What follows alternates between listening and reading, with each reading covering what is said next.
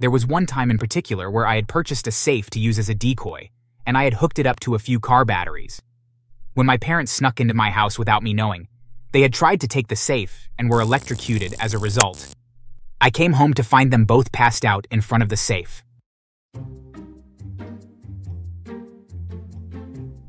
Hi there, my name is Paul, and life has been full of some interesting twists and turns for me so far. To start off with, my parents weren't exactly the best role models, or even the most attentive. I mean, they would drop me off any chance that they got. And it was always for some very silly reason, too.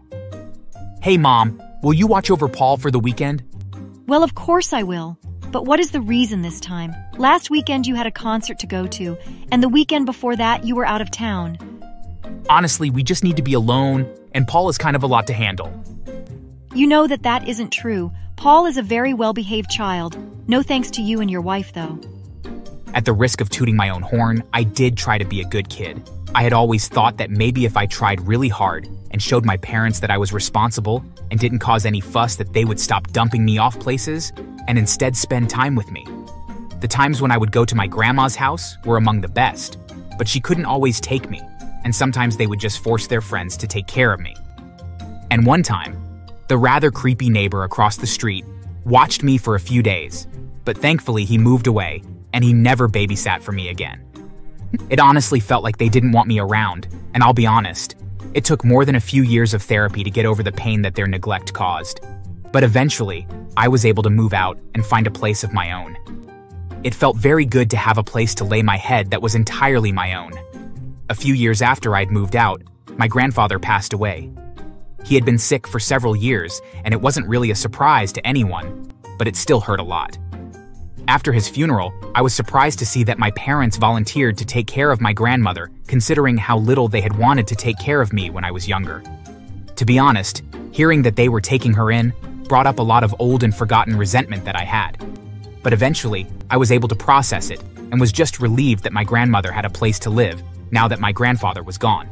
Her mind was still as sharp as ever, but her body was quite frail, and she couldn't cook her own meals anymore or even clean her house. So when my parents volunteered to care for her, well, it was very unexpected. However, her stay with my parents was very short-lived. She had only been with them for 3 months when suddenly I was woken up early one Sunday morning by someone pounding on my front door. Ugh, who is it? It's 5 in the morning. Hey, Paul, listen, we tried, but we just can't handle taking care of your grandmother. You understand, right? What? What do you mean? So what are you going to do about her then? Well, we are going to leave her with you. After all, you two get along fairly well. Listen, we tried, but she's incredibly poor, and we really have no interest in watching her when there is no inheritance to worry about. If she were rich, then we would keep watching over her, but since she's poor, well, we couldn't care less. I was incredibly shocked, but before I could respond, they wheeled my grandmother into my living room and then left. The poor woman was so disoriented and disheartened by their actions that it took me a few hours to calm her down. It's going to be okay, Grandma.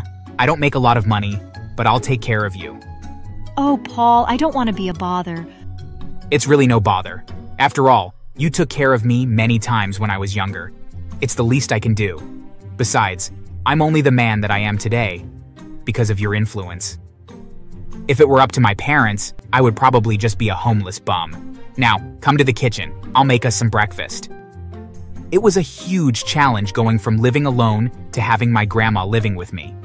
Thankfully, I work from home as IT support, so I was able to work at the same time as taking care of her. She was actually pretty easy to care for. When I made meals for myself, I simply would make 2 instead of 1, and she was always very appreciative of everything that I would make for her. Even though I could tell a few times that she didn't like what I had made, she still smiled and promised me that she enjoyed every last bite.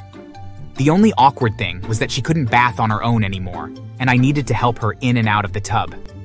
It was a bit embarrassing, but I eventually got past it. After all, she needed my help, and I could tell that the simple act of take a hot bath was very soothing and relaxing for her. Plus, I could remember her helping me take baths when I was younger, and I thought that this was just life going full circle, and in a weird way, it made me happy that I was able to do something for her that she had also done for me. As the months rolled by, My grandma would say things that would really make me angry, though. Never at her, but at my parents. Hearing what they had put her through made my anger towards them come roaring back again, and it was very difficult to work through the rage that I felt towards them after hearing what they had done to her. Oh, thank you for helping me take a bath. Your parents would just push me into the bathroom and tell me to figure it out. More than once I almost drowned when I slipped in the tub, and they would only let me take a bath every few days. It was awful. Seriously? That's horrible! If you think that's bad, then wait till you hear about the gruel they would feed me. There were days where they gave me nothing but oatmeal. But what about lunch and dinner? Lunch and dinner were also oatmeal. They told me that it was the only way they could save money, but meanwhile, they would eat steak and lobster. Ha, what monsters! How can they be so heartless? Yeah, and once I told them that I didn't have any money to my name, they became fed up and wanted nothing to do with me anymore. Well, it's their loss, I suppose, but still, I can't understand what was going through their heads. Ha ha ha. Well, the joke's on them. I was only testing them, and they failed miserably. Paul, I have more money than I could ever hope to spend. Plus, there is something very interesting that your parents forgot about that will put a smile on your face. As it turned out, years ago, my parents weren't doing very well financially and were about to lose their house. My grandparents came to their rescue and bought their house and made a deal with my folks for them to slowly pay her back. But they included a clause that stated that if they defaulted on the payments, that my grandparents would retain ownership of the house. The payments automatically came out of their bank account, so they had forgotten about the deal. Ha ha ha. That is rather funny. But why would that make me happy? Their poor life choices have nothing to do with me after all. I left them behind years ago, and I don't need a thing from them. Well, that's just it. When I pass away, my entire inheritance will go to you, Paul, including the deed to their house, which means that they will have to begin paying you, and they still owe 20 years' worth of payments for the house. In the meantime, you have been such a gracious host, but here, take this, and go and buy us a few things that we need. She handed me her bank card and gave me a list of things to buy that she and I needed. I was hesitant at first, but she insisted, and so I used it. It felt so odd to go to the grocery store and buy things without having to worry about the price or count every penny to make sure that my money would stretch far enough. After that day, my grandma pitched in financially, and I would be lying if I said that we didn't live well from that moment on. The fridge and pantry were always full, and I was finally able to buy clothes that didn't have holes in them. I still continued to help her as she needed, and even though we had money to hire a nurse to care for her, I insisted on doing it myself. It was so rewarding to spend time with her and to learn about her life and how she met my grandfather even. However, one day, I tried to wake her up, but found that she had passed away in her sleep. She had gone to bed with a smile on her face and had never waken up. I was so heartbroken, but I had always known that this day would come and had prepared myself for it as best I could. A few days later, I held a wake, and a funeral for her and my parents showed up to give their final respects.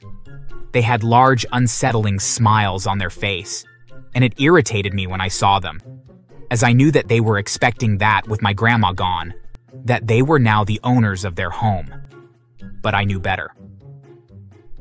The next day, we went to my grandma's lawyer to hear the reading of her will. Oh, I can't wait.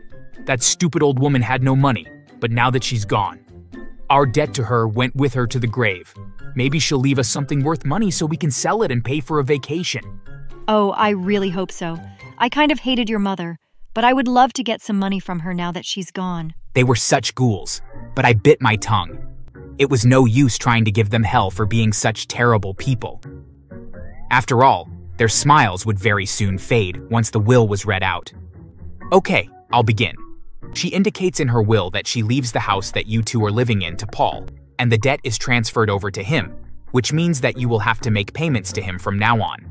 Furthermore, she leaves him $3 million along with an empty photo album and a note. The note demands that the photo album be filled with photos from your travels around the world. So she left me millions of dollars and a house, and her only demand was that I spend some of it traveling to fun and exotic places? Paul, that's correct. Yes. Wait a minute. She had all that money and she's leaving it all to him? Of course she is father.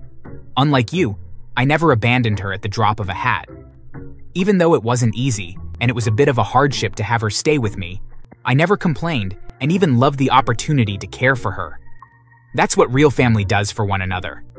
A monster like you would never understand. It felt so good to finally put my father in his place. It almost made the whole ordeal worth it, actually.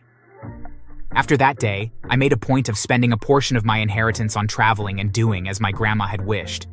And wouldn't you know it, during my travels, I met the most wonderful woman in the entire world. Tasha was backpacking in the same place as myself, and instantly clicked, and within a year, we were engaged to be married. So now I even have someone to go on fun adventures and someone to help me fill the photo album. As for my parents, they have begged me on several occasions to sell the deed of the house over to them for peanuts, but I won't budge. I know that it shouldn't, but it brings me so much joy to see them squirm every time they beg me to either sell or give them the deed to their house. More than once, they even tried to break into my house to steal the deed to the house, which is just silly since it's at the bank in a safety deposit box. However, each time they try, I just raise the cost of their loan. There was one time in particular where I had purchased a safe to use as a decoy, and I had hooked it up to a few car batteries. When my parents snuck into my house without me knowing, they had tried to take the safe and were electrocuted as a result. I came home to find them both passed out in front of the safe. They had peed their pants from the shock. They complained that their hands were numb for weeks as a result. Honestly, I felt no sympathy for them. After all, I could have had them arrested, and I had chosen not to. And so, that's where things are. My parents still owe another 18 years worth of payments, and while it isn't enough to live on, I do make do. After living near the poverty line for most of my adult life, I had learned to be careful with my money. Something that I hadn't learned from my parents, but instead from my grandpa and grandma.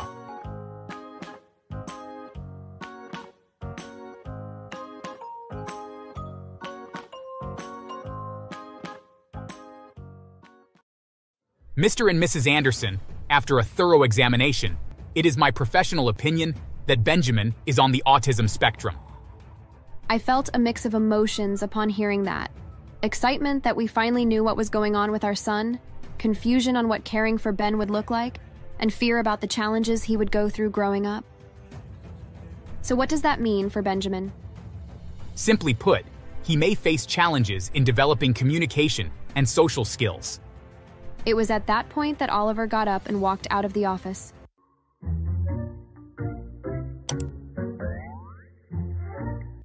My name is Emily. I'm married to my husband, Oliver, and the mother to our first child, Benjamin.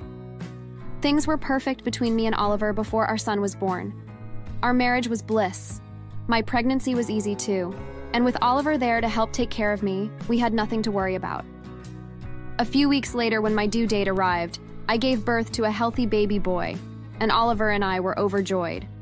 Our families were thrilled too, and they immediately took to Benjamin, spoiling him rotten, even if he was just a baby. And as he grew up, he appeared to be like a normal child.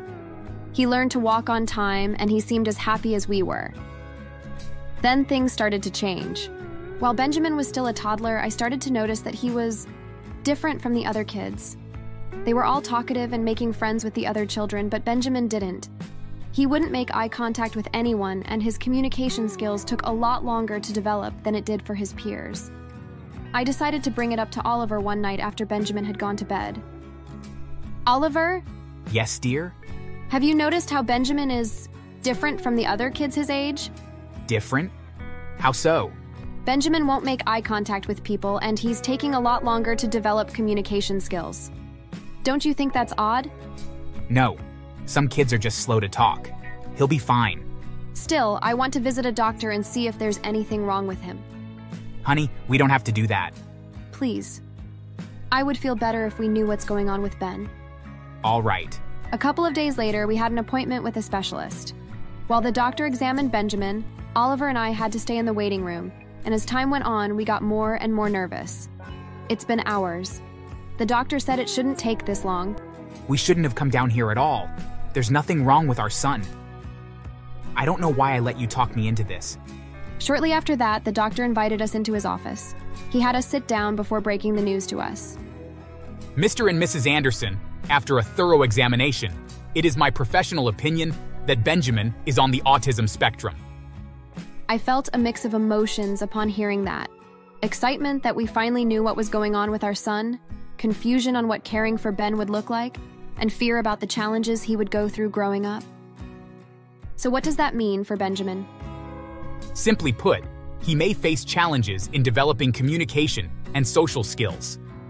It was at that point that Oliver got up and walked out of the office.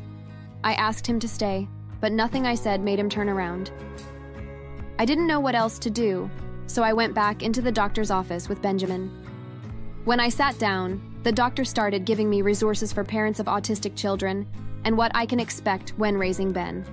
After we'd gotten home, I noticed that Oliver was nowhere to be found.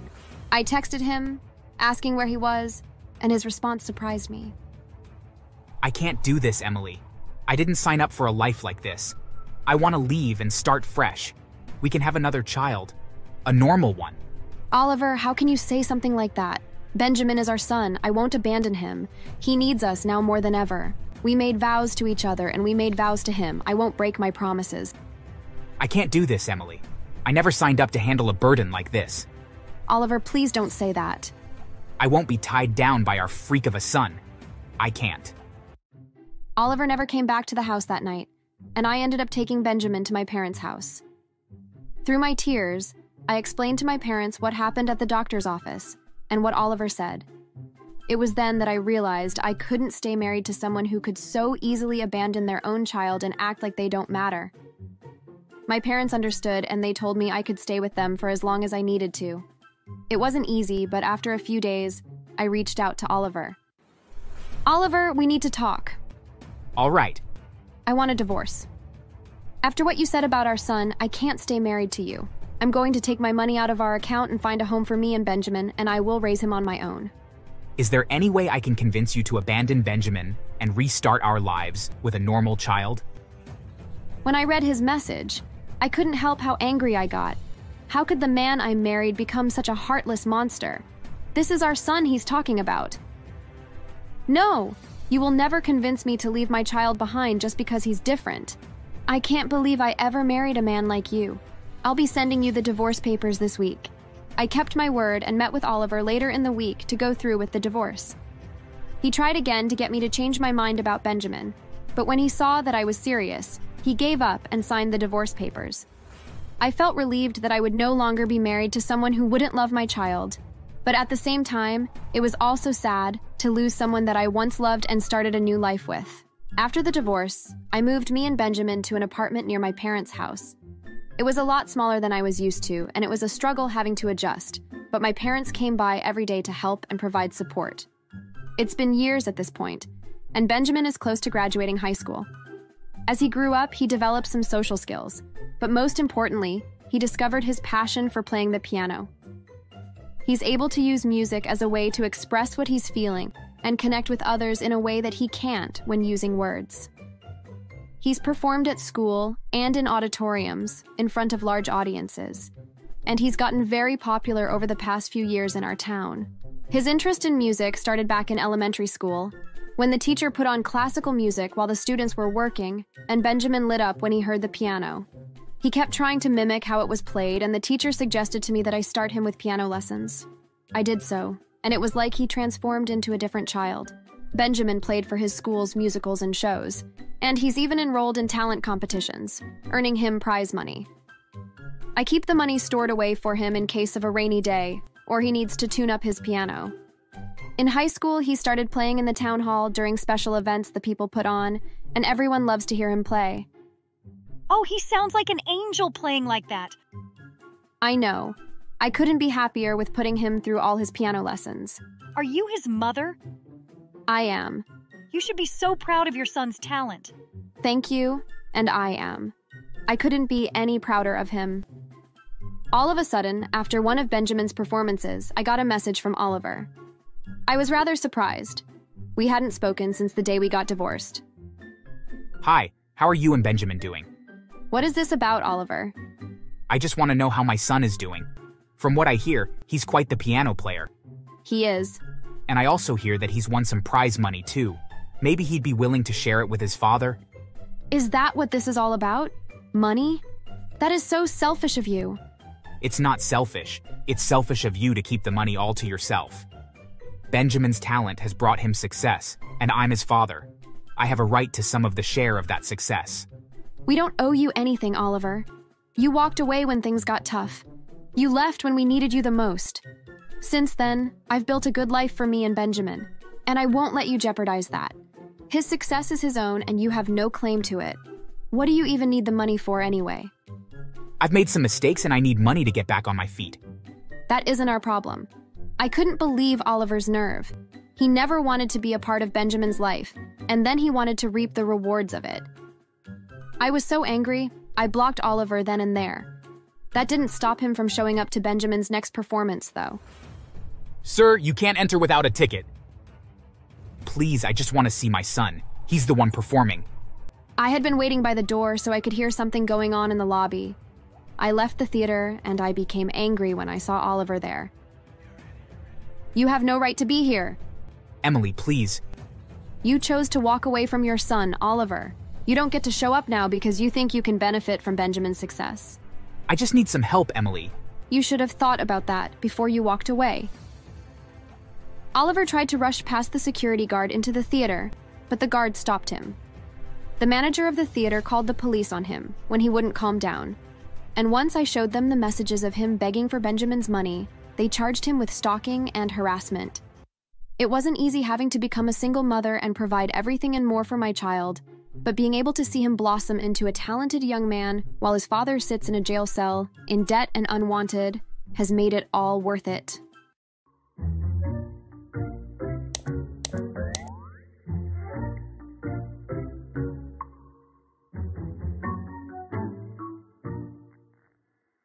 I was 10 years old when Martin was born, and my mom immediately handed him off to me so I could take care of him instead. I protested and said I didn't know how to take care of a baby, but she just told me to figure it out.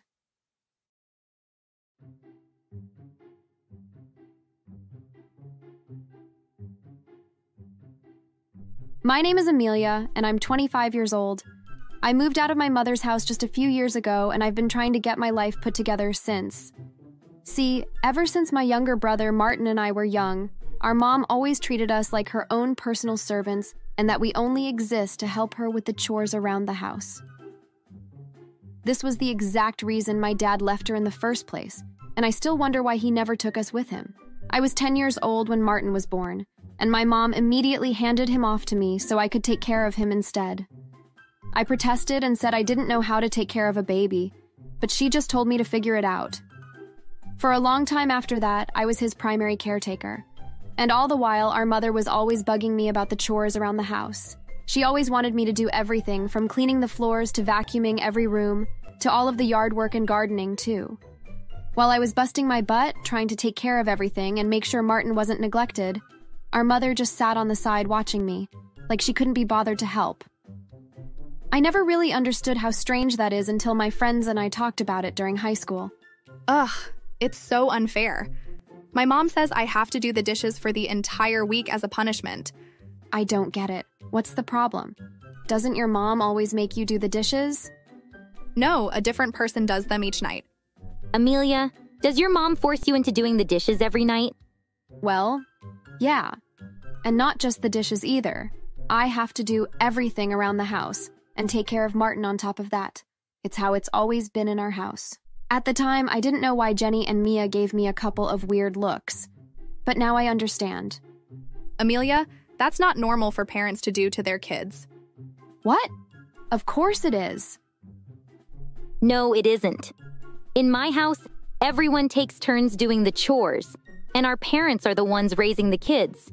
At the time, I could hardly believe what I was hearing. I'd been raised having to do everything around the house myself while my mom just sat back and told me what I was doing wrong. To me, that was normal. I hadn't considered that maybe she was taking advantage of me like that. I couldn't stop thinking about it when I got home that day. As soon as I walked in through the door, my mom ordered me to do the chores like she always did. I knew I shouldn't and that I should confront her about what she'd been forcing me to do all my life. But then I remembered Martin. Eventually, our mom would start forcing him to do exactly what I've been doing, but he was just a child. Until he grew up some more, I was the only person taking care of him, and I had to put his well-being first. So I just did as my mother ordered. I didn't want her taking out her anger on Martin if I didn't. And I never blamed Martin for me being forced to take care of him. It's not like it was his fault or anything. Besides, if I didn't take care of him, I knew our mother wouldn't, and I didn't want him to feel like he was alone growing up. But as the years passed and I grew closer and closer to graduation, I couldn't help feeling resentment towards our mother, and I yearned to be free of her. I didn't want to be stuck in the house, slaving away at every chore with her behind me, telling me I'm doing everything wrong. It got to the point where I couldn't even look at her without feeling all the anger I'd been bottling up for years. One day, it finally exploded. I came home from school that day, and as soon as I set my bag down, my mom was in the room ordering me around. There you are. The attic needs to be cleaned out now. Get to it. No. What do you mean, no? You can't boss me around and treat me like your personal maid anymore. I'm your child, and you've treated me like some kind of cleaning staff and personal chef for my entire life. You're my child. You're supposed to do whatever I tell you. No, I'm not. I'm supposed to do chores and look after my brother, but I'm not supposed to slave away for you all the time. And I won't do it anymore. How dare you disobey your mother? How dare you treat your kids like they only exist to serve you? You're a terrible mother. You don't deserve to have children. I didn't let her get another word in and ran up to my room. My friend Mia and her parents could let me stay at their house until after we graduated that week. And after that, I would be off to find a place for myself in a nearby town. Mia, Jenny, and I had planned for that a few months prior, and we saved up some money so we could move in together. As I was packing my bag, Martin ran into the room crying. Amelia, please don't go. I'm sorry, Martin, but I have to. I can't just stay here anymore and deal with our mother every day. What am I gonna do without you? I don't know, but I promise. When I'm able to, I'll come back and get you out of this house, okay? Do you promise? I promise. I'll come back for you. I left the house that night, and after graduation later that same week, I didn't go back. It wasn't easy for me. I never wanted to leave Martin in the sole care of our mother, because I knew that she would just force him to do everything in the house now that I was gone. I also couldn't help the feeling that I had betrayed him by escaping that house. Without me there wasn't anyone left to care about him and make sure his needs were getting met. Our mother certainly wasn't about to start caring about him the way I had. That thought was almost enough to make me consider staying and enduring more of our mother's awful behavior. But I left anyway. My friends and I moved to a nearby town, and at first we could only afford a small apartment together. I needed to support myself and also save up enough money to take care of Martin once I brought him with me, so we all had to save as much money as we could. I asked another one of my friends still in our hometown to keep me updated on my mother and Martin and to watch them from a distance. After a couple of years, my friend informed me of an incident that happened with my mother and Martin while one of her friends, Marianne, was visiting. I knew Marianne well, unfortunately. My mother would invite her over a few times a week, and they would both delight in ordering me around, trying to do everything for them all at once, and then make fun of me when I couldn't get it all done. To hear that she was doing the same thing to Martin made my blood boil. My friend who heard the story from Marianne the next day told me that our mother and Marianne had forced Martin to clean the house right in front of them, and then deliberately got the rooms dirty again and forced him to start all over, calling him names as he did so. I remember when our mother would do that to me, and how frustrated I became with having to clean the same room multiple times, not to mention the harassment too. I made a decision then that it was time to finally get Martin away from our mother and into a house that actually cares about him. I traveled back to our hometown and went back to my mother's house. As soon as I got to the door, I heard yelling inside and I rushed into the house. I found my mother and Martin in the living room, him cleaning up something on the floor, while she stood over him shouting. Neither one of them seemed to notice me as I got my phone out and started recording. Oh, you stupid, stupid boy. Do you know how much money I spent on that? I'm sorry, I didn't mean to. You're going to pay for that. I caught my mother dragging Michael up by his arm, and as she raised her arm to hit him, I stepped into the room. Don't you dare lay a hand on him. My mother was shocked by my sudden entrance, and froze when she saw the phone in my hand. Michael broke free of her grip and ran over to me with tears still in his eyes. You're back, And I'm here to rescue Martin from you. Can't do that. I'm still his mother. He needs me. No, he needs to be loved and cared for, and he'll never have that when he's with you. I'm taking him to live with me and make sure you never get your hands on him ever again. I left the house with Martin and immediately went to get a lawyer so I could get full custody of my younger brother. We went to court, and with the video I took, as well as my friend's recollection of what happened with Marianne, I was awarded full custody of Martin. My mother and Marianne were both charged with child abuse, and my mother was charged with child neglect and ended up in jail because of it. Meanwhile, I took Martin back home to live with me and my friends. We all chipped in to make sure his needs were being met, and I always reminded him that everyone takes turns in maintaining the house, so he never had to feel like it was his responsibility alone.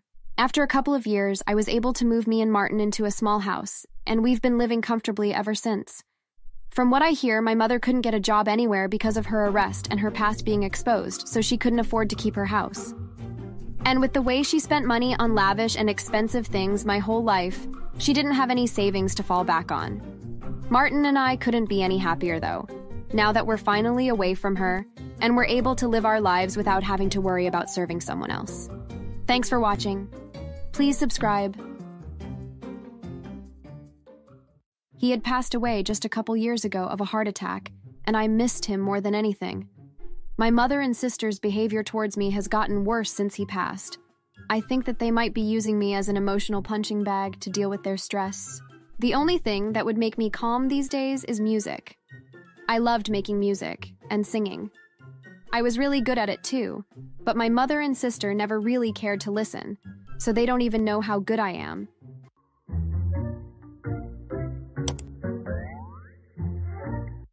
My mother hated me from the very beginning. Ever since we were both born, I think she had her mind made up, and it was for such a stupid reason. It was because my twin sister has always been thinner than me, and I was always fat. Go to your room at once. I have company coming over and I don't want them to see my fat daughter. Well, what about her? Your sister will be down here hanging out with everyone else because she is thin and beautiful. But Mom, there's no food or water in there. How long will I be in there? As long as I want, now go. Once I was in my room, my mom locked it from the outside, meaning I had no way of getting out. My mom said that she didn't want the guests thinking that she could give birth to someone so fat like myself, and that totally broke my heart. She told me that fat people will never succeed, and I will be a loner and end up poor with no husband. I was sick of these abusive comments from my mother, but I had nowhere else to go and nothing else to do. Ever since my weight started to set in, my mom and sister have always teamed up against me and made me feel less than them. My dad. It was my dad who was always there for me. He was the one who would stand up for me and make me feel beautiful, but he was no longer with us. He had passed away just a couple years ago of a heart attack, and I missed him more than anything. My mother and sister's behavior towards me has gotten worse since he passed. I think that they might be using me as an emotional punching bag to deal with their stress. The only thing that would make me calm these days is music. I loved making music and singing. I was really good at it too, but my mother and sister never really cared to listen, so they don't even know how good I am. I decided I wasn't going to just sit inside and rot away while my mother and sister had fun with guests, so I snuck out of my window. I walked all the way to the graveyard where my father is buried, and I brought a pen and some paper to write a song for him while I was there. I sat down next to his gravestone and proceeded to write a beautiful song and began to sing it for him. Just then, a mysterious woman appeared out of nowhere. Well, what are you doing here so late, young child? I'm escaping my house. My mom and sister are so mean. I wanted to visit my dad. You must miss him so much. I ended up telling Miss Smith my whole story, and she felt very bad for my situation. She had heard the song I had made for my father, and she was extremely impressed with my talent. She wanted to help, so she made me a proposition I couldn't refuse. She offered to let me use her music studio she has at her house to work on my music career. I was so happy to receive this offer, I even gave her a hug. She invited me over to see the spot where I would work, and I agreed. Once in her house, she gave me a tour of the studio, and it was perfect. She explained that she once owned a successful record label and knew the ins and outs of the music industry, and even offered to teach me everything she knew. But then, something shocking happened. Miss Smith fell onto the ground and began shaking violently. I didn't know what to do, so I just screamed. After she stopped shaking, she got up and began to explain what had just happened. You see, young child, I suffer from seizures. They don't kill me, but they are very painful, and eventually, they will be the cause of my death. I have nobody to take care of me anymore, as my husband passed away years ago. If it's not too much to ask, I would love for you to look after me in return for the use of my professional music studio. Does that sound like something you could do? Absolutely, Miss Smith. Anything for you. At that moment, I decided I would live full-time with Miss Smith to take care of her. After all, she was the only person besides my father who ever really cared about me. And why would I want to go back to my abusive house anyway? I didn't need that in my life anymore. In return for taking care of her, she taught me everything she knew about music and the music industry. Slowly but surely, I got better and better at my craft until I was producing pieces that even I couldn't believe I had done. 11 years after Miss Smith's passing, I wrote a hit song that reflected our relationship. It was the most beautiful piece of music I had ever done, and it made news headlines all across the nation. At this point in my life, my music has been heard all over the world and has made me a very rich lady. I was now one of the most prominent female musical artists in the world, and it was all thanks to Miss Smith. It was around this time when I met my husband, Mark. Mark was amazing, and he was an artist. I never believed in love at first sight until the first day I had seen him. We shared a passion for the arts, and I would sing while he would paint. I told him all about my mentor, Miss Smith. My life was so perfect, I couldn't even believe the way things had worked out. One day, I received an awkward phone call. It was my mother, and she asked me to come over to talk, since I was so rich and successful now. As much as I didn't want to go, I felt bad, and decided I should.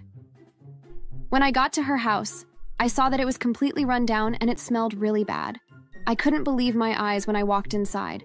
My sister and mother still lived together, and they both looked horrible. It turns out that my once beautiful sister was now ugly, and she was never able to find a husband because of how cruel she was.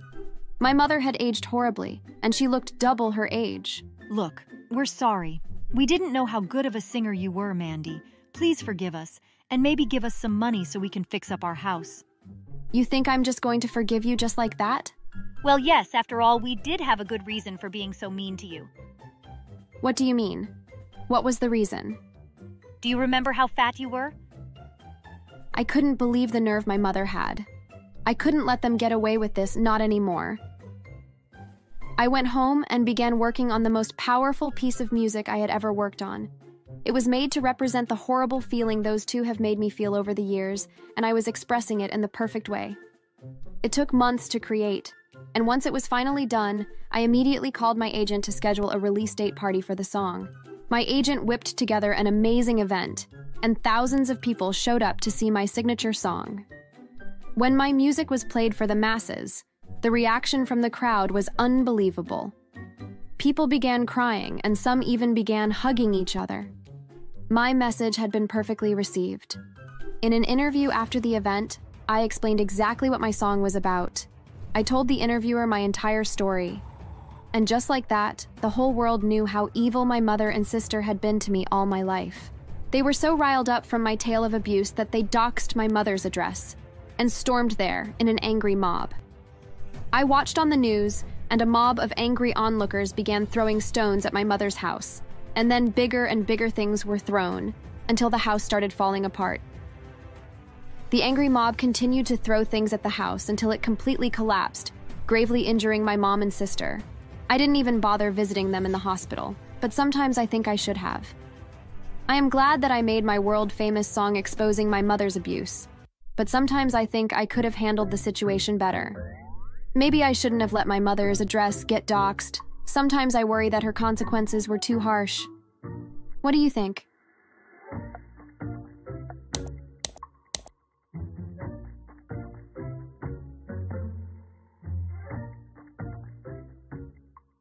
Some of you might think I'm exaggerating when I say this, but I'd rather take my orphanage back than Aunt Nancy ever again.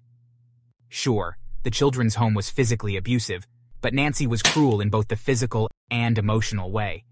She would try to avoid me as much as possible, even though she was my literal guardian. And whenever she did decide to interact with me, it wasn't pleasant.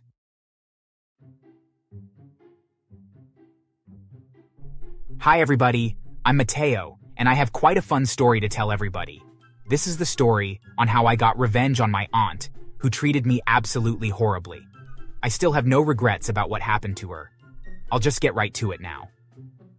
So I'm from a country in South America. I grew up in a home for kids since my parents had died when I was young. The workers always neglected everyone's basic needs and hit us often. I still have scars from the amount of times they lashed out on me. One day, these missionaries from America visited our region, and a couple that was on the trip came by and wanted to adopt me. So, through a lot of legal procedures, I became a US citizen, and I was flown out of my home country. It was a very hard change for me now, because I was already 9 when my new parents adopted me. I had to learn English, which was difficult and even more embarrassing, since everyone else around me has spoken English for their entire lives. There were also quite the cultural differences which I had to adjust to, and having parents now in general was something I had to quickly get used to. Luckily, my new parents were extremely patient and kind with me, which I was grateful for. We made many memories together, but again, my mom and dad passed away 5 years later. They were killed instantly as a result of a car crash, which absolutely devastated me.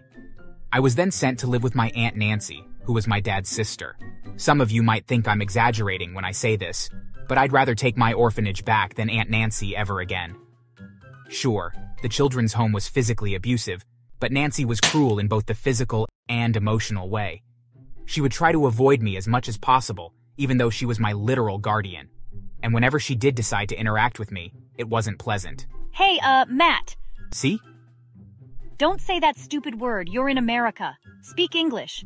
Sorry, Auntie. God, my brother really made the worst decision when it came to having a kid. He's adopted, not even from this country, ugly and stupid. I was fine with it as long as I didn't have to deal with it, but now my brother has to just die and leave me this thing to look over. Sorry, Auntie. Can you shut up and trim the bushes already? I'm tired of your weird accent. Mom and Dad. Mom and Dad, my ass. I'm not your mommy, Mateo. You're not even purely part of the family, so I will treat you as such. Nancy would constantly comment on my accent and basically anything that was identifiable to my culture. She hated my curly hair and would make me cut it short so it was straighter. She also grimaced at my tanned skin tone, and according to her, I shouldn't go outside much since I was brown enough. Also, my aunt would beat me a lot for either no reason or one that doesn't even make any sense. She noticed that I would get scared if she ever held up slippers or a belt and used this to her advantage. Mateo, do you think the length of this belt is too long? It's fine. Oh, don't tell me you're scared of a belt, are you? I'm gonna have so much fun scaring you. Please don't, Nancy. Come on, don't be such a wimp. The fact that Aunt Nancy was making fun of my past trauma was pretty aggravating. I tried hard to let her off the hook with every new thing she did or said, and it was becoming increasingly hard to not yell back at her as the years went on. She even berated me in front of my friends from school. You've been living here for like 7 years now. Why is your accent still so terrible? Sorry, I've been practicing a lot. Well, obviously your Spanish friends you have with you are keeping you from talking normally. Auntie Nancy, stop saying that. So are you denying my First Amendment rights now?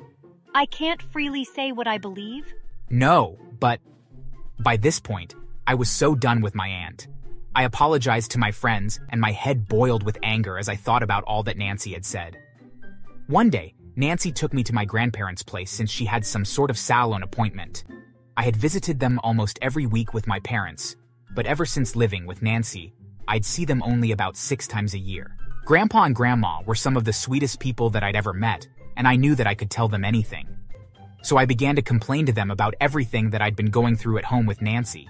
I went into tiny details ranging from her racist remarks and distaste towards adoptees to the manual labor she forced me to do. When I was finally done ranting about my situation, both of my grandparents were fuming in absolute fury. Mateo, I promise we will help you. We have a lot of secrets we've been keeping, but I think it'll come to our advantage now. Honey, I assure that Nancy will never lay a finger on you again. Thank you. My grandparents soon revealed some shocking secrets about their life, and they were right. I really could use a lot of the stuff as weapons against my evil aunt. The next time Nancy started acting incredibly arrogant to me again, I knew it was the perfect time to work out my revenge.